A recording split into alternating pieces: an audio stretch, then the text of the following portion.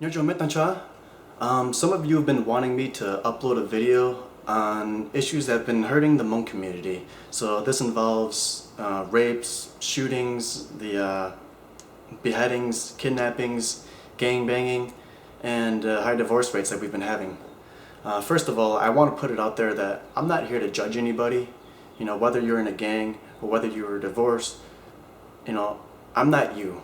I don't understand your situation. I don't know how you feel, and I don't know your motives.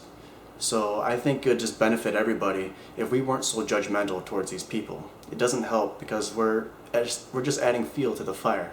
We have to understand that as you go through life, you get bigger and things get hard. And if you keep playing around with it, it just gets harder and harder, and eventually, it's just gonna come. And then it's gonna go all over the place. It's gonna be on the bed sheets. It's gonna be on the blankets, the pillows. And by that time, it's too late to try to clean up the mess because you're just too tired.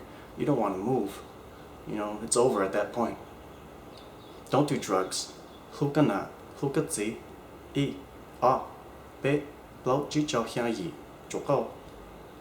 donate to the HCC Building Fund. I posted the link in the description box. And I approve this message.